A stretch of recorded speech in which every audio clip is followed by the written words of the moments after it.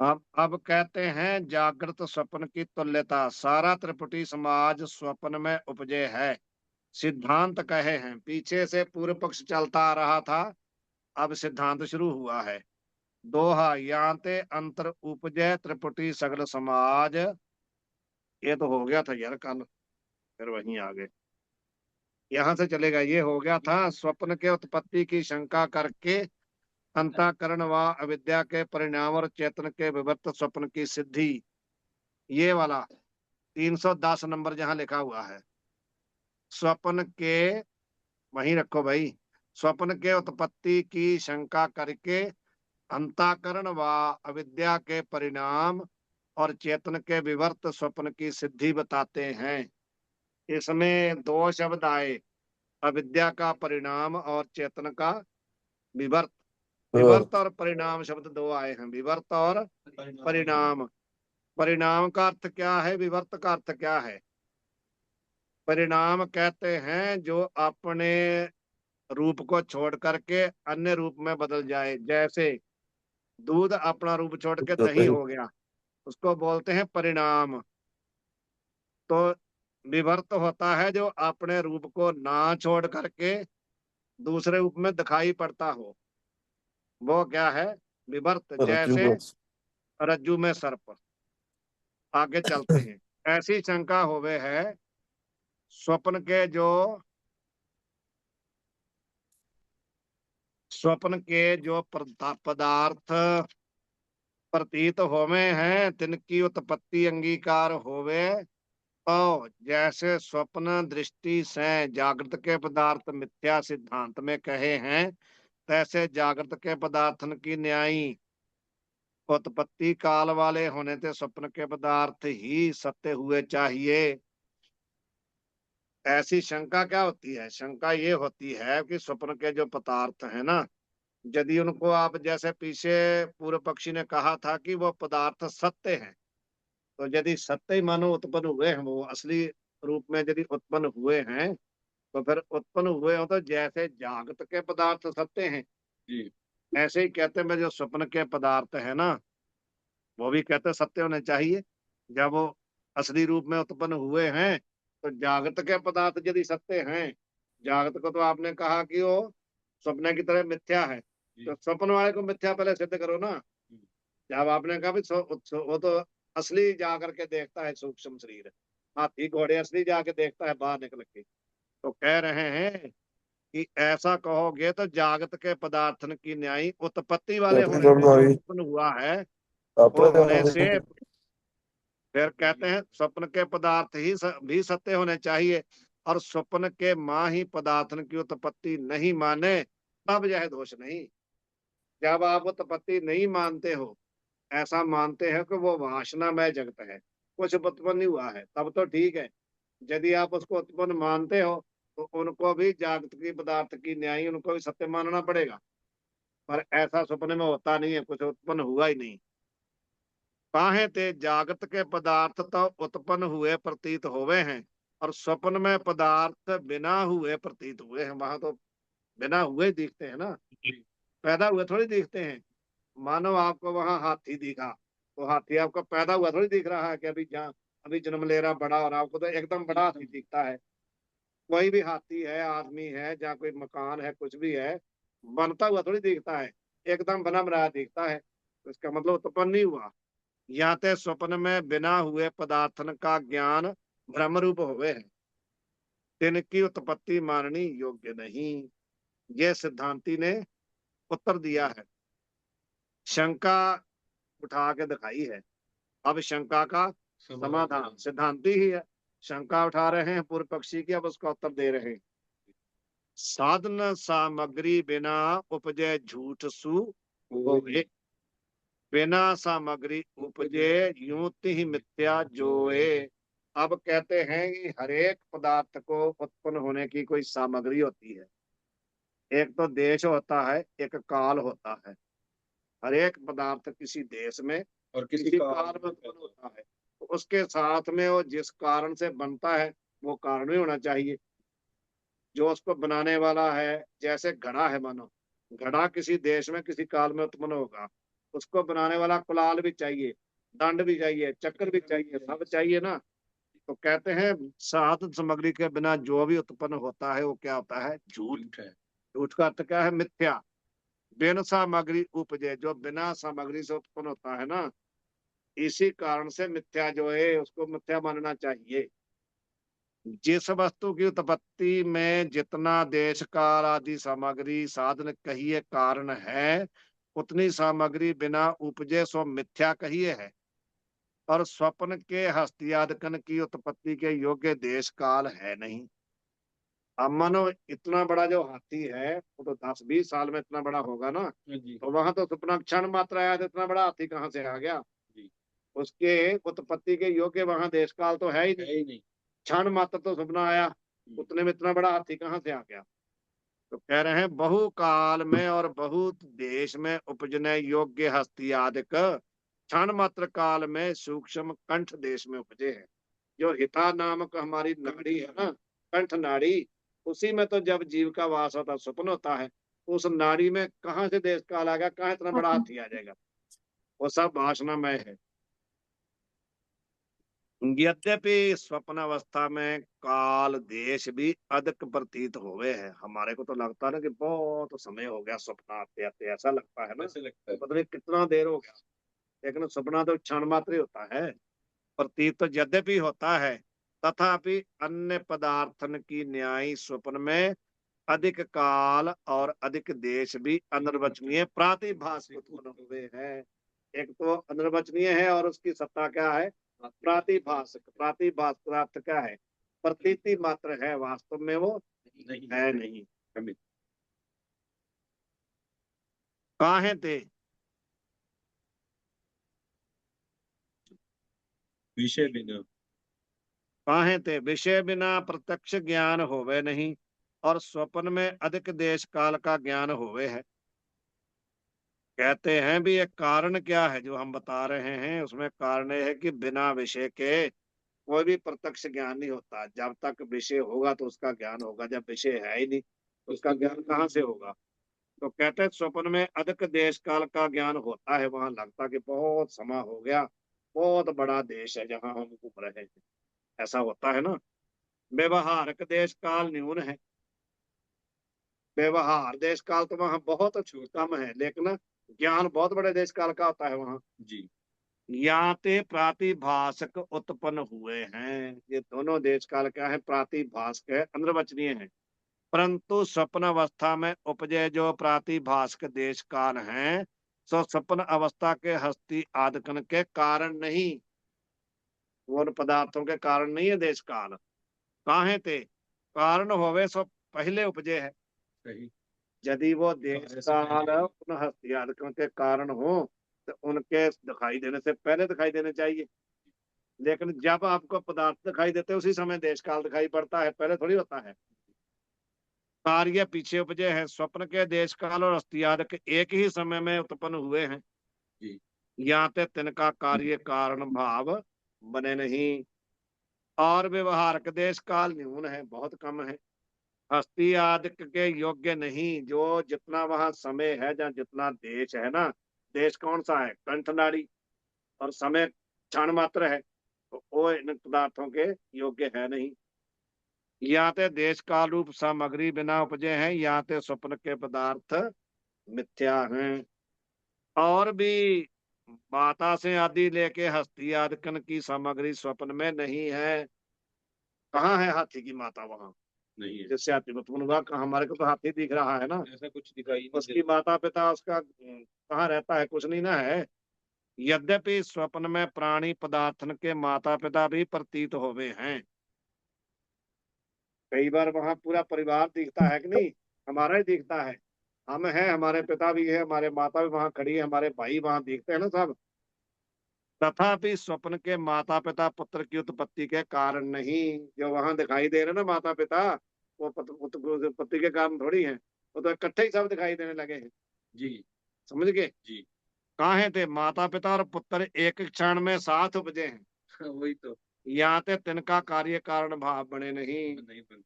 जा निद्रा सहित अविद्या से स्वप्न के पदार्थ उपजे हैं, सो अविद्या ਤਿੰਨ ਪਦਾਰਥਨ ਵਿਛੇ ਮਾਤਾ पना पिता पना और पुत्र पना उपजावे है। जिस अविद्या के दोष से वो उत्पन्न हुए है ना, वो अविद्या ही उसमें माता पना पिता पना पुत्र पना भर रही है। भाव अविद्या ही सब कुछ बनी हुई है। जी जी अविद्या ही पुत्र है, अविद्या ही माता, अविद्या ही पिता है, सब कुछ वही है। जैसे रात में बताया था कि रज्जु में जो सर्प है वो कहाँ से आया। हम्म, रज्जु में जो सर्प है वो कहाँ से आया। वो आया इसलिए वहां दो शक्ति है अज्ञान की, एक आवरण दूसरी विक्षेप। तो आवरण शक्ति ने रज्जु को ढक दिया और विक्षेप शक्ति जो है वो सर्प का रूप हो गई। संशयात्मक जो जो विक्षेप शक्ति थी ना वो ही सर्प बनी हुई है। वही सर तो दोनों माया ही तो है, दोनों विद्या ही तो है, विद्या आवरण भी और विक्षेप भी। एक ने ढक लिया, दूसरी सर्प रूप हो गई। तो फिर क्या हुआ, सब कुछ आ भी है ना। राजगुण तमगुण सतगुण कहिए यह तेरी सब माया, और कुछ भी नहीं है। इस रीति से स्वप्न के पदार्थन की उत्पत्ति में और कोई सामग्री नहीं, किंतु अविद्या ही निद्रा रूप दोष सहित कारण है। एक तो वहां अविद्या है, दूसरा क्या है, निद्रा दोष। जो दोष सहित अविद्या से जन्य होवे सो शुक्ति रजत की न्यायी मिथ्या हुए है। शुक्ति में रजत कहाँ से आई है थोड़ा है। शुक्ति के सीपी में जो चांदी भास रही है वहां कहाँ है, नहीं है। पास में जाओगे तो कुछ भी नहीं है, लेकिन दूर से तो दिखती नहीं है। तो वहां अविद्या ही है और कुछ भी नहीं है। यहाँ ते स्वप्न के पदार्थ सत्य नहीं मिथ्या है।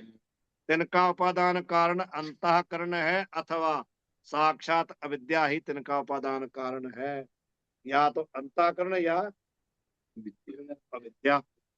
पहले पक्ष में यदि पहला पक्ष क्या है, यदि अंतःकरण को उपादान कारण मानते हैं तो फिर क्या होता है, साक्षी चेतन स्वप्न का अधिष्ठान है। अंतःकरण के से क्या लेना, अंतःकरण विशिष्ट अंतःकरण विशिष्ट चेतन, चेतन अकेला थोड़ी आएगा। अंतःकरण विशिष्ट चेतन वो क्या है, जीव। उसका अधिष्ठान कौन है, साक्षी। जो अंतःकरण विशिष्ट नहीं है। अनुपहित चेतन शुद्ध चेतन अनुपहित अनुपहित भी कह देते उपहित चेतन को कहते हैं जीव। जीव अनुपहित अंतःकरण उपहित जो है वो क्या है, जीव। तो अंतःकरण अनुपहित जो है वो वो है क्या है? ब्रह्म, साक्षी साक्षी। साक्षी। पहले पक्ष में साक्षी चेतन स्वप्न का अधिष्ठान है।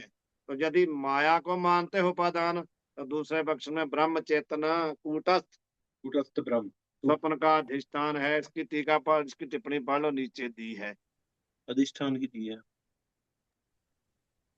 349 उनचास यहाँ यह कछु विशेष है। स्थूल सूक्ष्म देह द्वय अवच्छिन्न कूटस्थ चेतन रूप ब्रह्म पारमार्थक जीव है। समझ गए। अंतःकरण विशिष्ट जीव कहो या स्थूल सूक्ष्म देह द्वयावच्छिन्न कूटस्थ चेतन रूप पारमार्थक जीव है। जो है साक्षी कहा है, साक्षी की बात है। साक्षी किसको कहते हैं, स्थूल सूक्ष्म देह अवच्छिन्न कूटस्थ चेतन, उसको कहते हैं कूटस्थ। माया से आवृत कूटस्थ विषय कल्पित अंतःकरण में चिदाभास रूप देह द्वय में अभिमान का कर्ता व्यवहारिक जीव है। अंतःकरण विशिष्ट ये परमार्थक जीव है साक्षी, और ये क्या है, व्यवहारिक जीव। निद्रा रूप माया से आवृत व्यवहारिक जीव रूप अधिष्ठान में कल्पित प्रातिभाषिक जीव है। इन दोनों को समझना पड़ेगा। माया में आवृत, माया से माया के द्वारा ढका हुआ, कूटस्थ में कल्पित अंतःकरण में, कूटस्थ विषय का अर्थ किया कूटस्थ में, समझ गए। कूटस्थ में कल्पित अंतःकरण में, अंतःकरण कहाँ कल्पित है, कूटस्थ में। समझ गए। अंतःकरण कल्पित कहाँ है, कूटस्थ में। जो कल्पित होता है ना उसकी अपनी सत्ता नहीं होती कोई भी। जो कल्पित होता है उसकी अपनी सत्ता नहीं होती। कल्पित जा कल्पित कहो या अध्यस्त कहो, एक ही बात है। अध्यस्त की अपनी सत्ता कोई नहीं होती। अध्यस्त सत्ता, अध्यस्त में किसकी सत्ता रहती है? अधिष्ठान की। अधिष्ठान के। समझ गए? जी। अंतःकरण किसमें कल्पित है? कूटस्थ में। तो कूटस्थ की सत्ता, कूटस्थ है चेतन, चेतन। तो इसलिए कूटस्थ में कल्पित होने के कारण अंतःकरण भी चेतन लगता है। जो कुटस्थ है वो तो शुद्ध चेतन हुआ ना, वही तो कह रहे हैं ना, तो उसमें कल्पित है ना अंतःकरण। उसी में कल्पित है। वो चेतन होने से उसमें तो अध्यस्त अंतःकरण है, वो भी चेतन लगता है। जी जी जी जी। सत्ता तो उसी की है, उसी की। अधिष्ठान की, उसी की। इसलिए चेतन लगता है। तो उसी की। अंतःकरण क्या है? जड़ है। तो वो उसमें कल्पित होने से कूटस्थ भी हमारे को जड़ लगता है। जी जी जी। समझ आए? ये भ्रम हो जाता है। यही तो विपरीत भावना है जी जो मैं बता रहा था ना। जी जी। सत होता असत कर मान्या, जो बिन सत सो निश्चल जानता। उल्टा हुआ कि नहीं? सत होता, सत तो कौन था? कूटस्थ। असत कर मान्या किस कारण? अंताकरण के साथ तादात्म्य होने से। सदात्म होने से। जो बिन सत कौन? अंताकरण सो निश्चल जानत, कूटस्थ के करके तादात्म्य होने से। समझ आए? जी जी। ये पंक्ति क्या कह रही है? यही कह रही है कि वहां पर तादात्म्य हो गया, समझ नहीं आ रहा, विवेक नहीं हो पा रहा। ये क्या है, ये क्या है? सत्य असत्य वस्तु विवेका। हाँ जी। वहां पर सत्य असत्य का पता नहीं चल रहा। जो सत्य था उसको सत्य मान लिया, जो सत्य था उसको असत्य मान लिया। यही बात जहाँ कह रहे हैं। समझ गए? माया से अवृत कूटस्थ विषय कल्पतंता करण में चिदाभास रूप देह द्वय कौन सूक्ष्म और स्थूल, उसमें अभिमान करने वाला क्या है? व्यवहारिक जीव, जो सूक्ष्म और स्थूल को अपना मानता है। कौन? वो चिदाभास रूप, चित्त का आभास, प्रतिबिंब। प्रतिबिंब। निद्रा। निद्रा रूप माया से आवृत। यहाँ कहा था माया से आवृत, ये यहाँ कहा है निद्रा रूप माया से आवृत। निद्रा रूप माया ने जिसको ढक रखा, ऐसा व्यवहारक जीव रूप अधिष्ठान में कल्पित प्रातिभाषिक जीव है। इस भेद तय जीव त्रिविध है, पारमार्थिक जीव और व्यवहारिक जीव और प्रातिभाषिक जीव। सत्ता भी तीन, जीव भी तीन। पारमार्थिक सत्ता, व्यवहारिक सत्ता, प्रातिभाषिक सत्ता। तो तीनों सत्ता से तीन प्रकार का जीव हो गया। इस भेद से। इसके वादी जे विद्यारण्य स्वामी याद कहे, तीनों ने स्वप्न का अधिष्ठान व्यवहारिक जीव और जगत कहया है। उन्होंने अपने हिसाब से माना है। ये पूरी टिप्पणी पढ़े क्या कि मूड में चले? नहीं महाराज जी, पूरी टिप्पणी पढ़ लेते हैं महाराज जी, इसमें बहुत विस्तार। चलो ठीक है। स्वप्न के जीव, जीव का अर्थ है दृष्टा। स्वप्न का जो दृष्टा जीव है ना, उसको कहते हैं दृष्टा। उसका अधिष्ठान जागृत का जीव। स्वप्न के जीव का अधिष्ठान कौन है? जागृत का जीव। ये किसने माना है? विद्यारण्य मुनि ने। विद्यारण्य मुनि कौन है? पंचदशीकार। आदि आदि और भी आ जाएंगे। और स्वप्न के जगत का अधिष्ठान कौन है? जागृत का जगत। तो अलग अलग हो गए ना। हाँ जी। स्वप्न के दृष्टा का अधिष्ठान कौन है? जागृत का दृष्टा। और स्वप्न के दृश्य का दृष्टान कौन है? जागृत का दृश्य। समझ आई? दृश्य का अर्थ क्या है? प्रमेय। प्रमेय। दृष्ट का अर्थ क्या है? प्रमाता। परमात्मा। समझ गए? घूमनी चाहिए, घूमनी, दृष्टा। दिमाग घूमना चाहिए। हाँ जी। एक में एक के साधे सब सदे। दृष्टा का अर्थ क्या है? परमात्मा। परमात्मा। और दृश्य का अर्थ क्या है? प्रमेय, हे, गे, विषय। विषय सब आ जाएंगे। कहते हैं ये समझ गए ना दो चीजें। जी। स्वप्न के जीव भाव दृष्टा का अधिष्ठान जागत का जीव, और स्वप्न के जगत का दृश्य का अधिष्ठान जागृत का जगत भाव जगत दृश्य।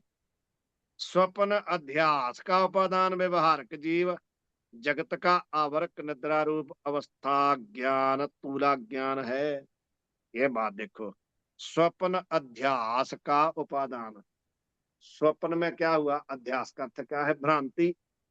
जो स्वप्न का भ्रम है ना, स्वप्न में का जो भ्रम है, उसका उपादान कौन है? व्यवहारिक जीव।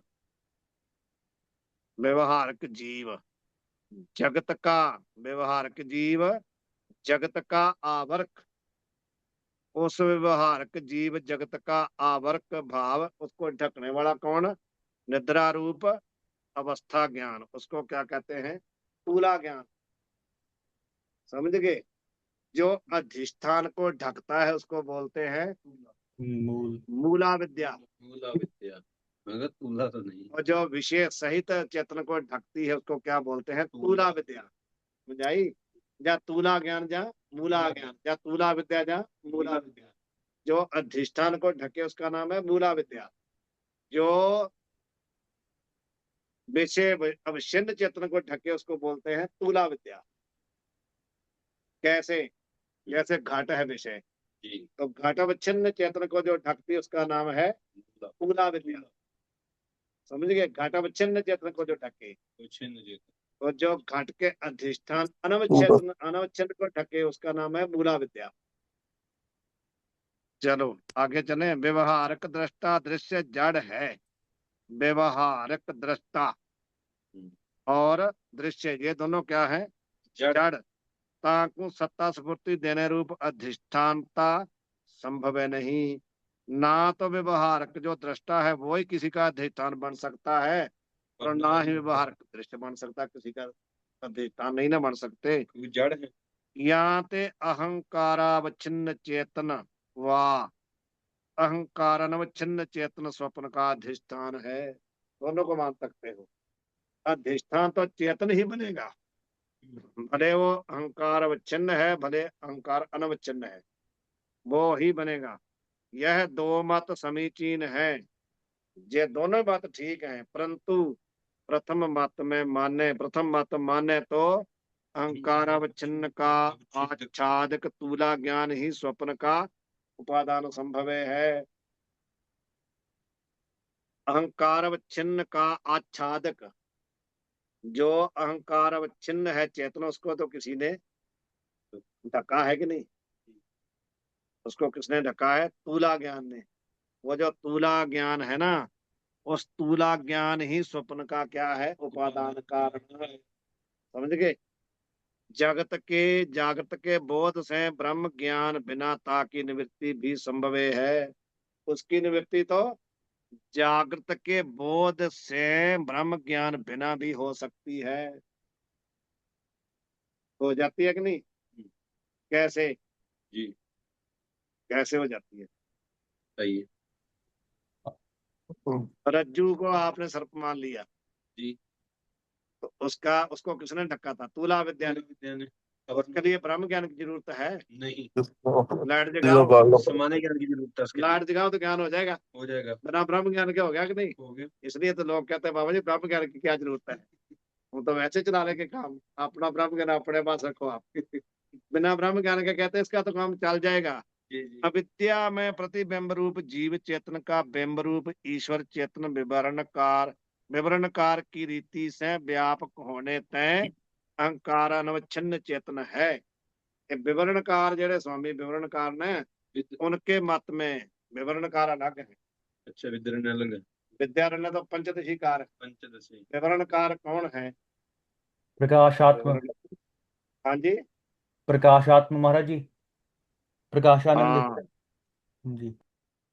विवरणकार की रीति क्या है? वो कहते हैं अविद्या में प्रतिबिंब रूप जीव चेतन अथवा बिंब रूप ईश्वर चेतन, दोनों को मानते हैं। जहाँ तो अविद्या में प्रतिबिंब जीव चेतन या बिंब रूप अनवच्छिन्न जड़ा है ईश्वर चेतन, विवरणकार की रीति से वो दोनों ही व्यापक माने। उन्होंने बिंब को व्यापक माना है, और जो अविद्या में प्रतिबिंब जीव चेतन दोनों को उन्होंने व्यापक माना है।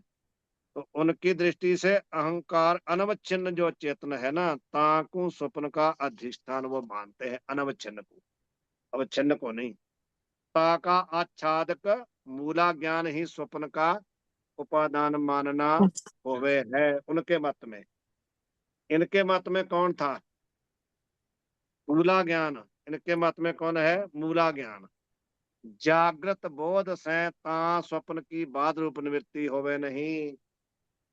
जब तक जागृत बोध नहीं होता तब तक उस स्वप्न की बाद रूप निवृत्ति नहीं होती। बाद रूप एक बाध रूप निवृत्ति होती है और दूसरी वृत्ति कौन सी होती है? नाच रूप। बाद तो हो गया अभी, जैसे बताओ तैयार जी। बताओ। बाद तो हो गया ना, जैसे उसका बाद हो गया सर्प का। हाँ वृत्ति नाश कैसे मानेंगे? बाद जैसे तो हो दूर गया हो अभी गया महाराज निबंधन जी, दूर हो गया, हाँ जी नहीं है। हाँ विषय जी। दूर हो गया महाराज जी, दूर हो गया, उसको हम हम्म। बाद कह देंगे। बाद रूप गया, बाद रूप, बाद जो है ना, बाद शब्दों से हो जाता है, जी शब्दों ने कर दिया आपने, कर दिया। लेकिन विषय है वहाँ, हाँ विषय तो है ना। विषय है। नाच रूप वृत्ति उसको हटा देना वहां से। अच्छा जी। घड़ा, घड़ा था यहाँ, हाँ आपने कहा घड़ा नहीं है, नहीं है। घड़े का बाद हो गया, अभाव है तो अभाव है। बाद रूप निवृत्ति होगी उसकी। बाद रूप वृत्ति निवृत्ति होगी। लेकिन घड़ा है, इधर पड़ा है आपके सामने, नहीं उधर पड़ा है, उधर पड़ा है। उसको तो तोड़ के फेंकेंगे तभी उसकी नाश नाच रूप निवृत्ति होगी। समझ गए? हम्म। तो कहते हैं जागृत बोध से ता स्वप्न की बाद रूप निवृत्ति होवे नहीं, किंतु उपादान में विलय रूप निवृत्ति होवे है। उपादान में चले जाना, जो उसका उपादान था उसमें चले जाना, ये कहते हैं विलय रूप निवृत्ति होती है। परंतु अहंकारानवच्छिन्न चेतन को स्वप्न का अधिष्ठान मानने भी शरीर के अंतर्देशस्थ चेतन ही अधिष्ठान संभव है, बाह्य देशस्थ चेतन नहीं। जो शरीर के अंदर चेतन है ना, कूटस्थ, उन्हीं को मानना पड़ेगा, बाहर वाले को नहीं, उसी को मानना पड़ेगा।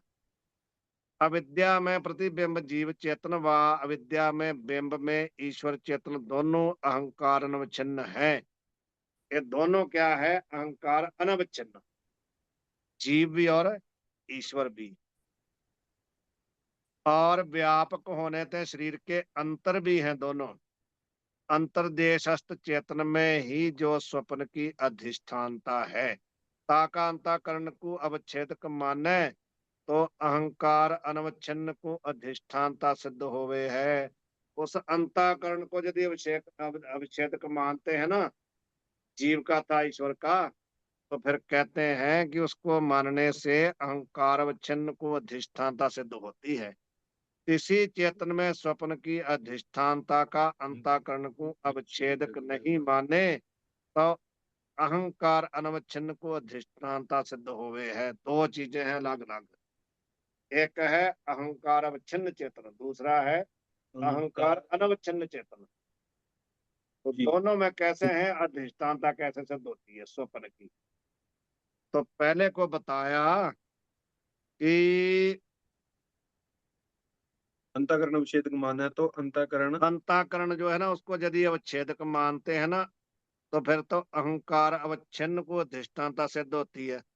तो यदि चेतन में स्वप्न की अधिष्ठानता का अंत को, अंतःकरण को अवच्छेदक नहीं मानते, तो फिर अहंकार अनवच्छिन्न अविद्या प्रति ना कहाँ चला गया, अधिक नहीं माने तो अहंकार अनवच्छिन्न को अधिष्ठानता अधिष्ठाता। सिद्ध होवे है।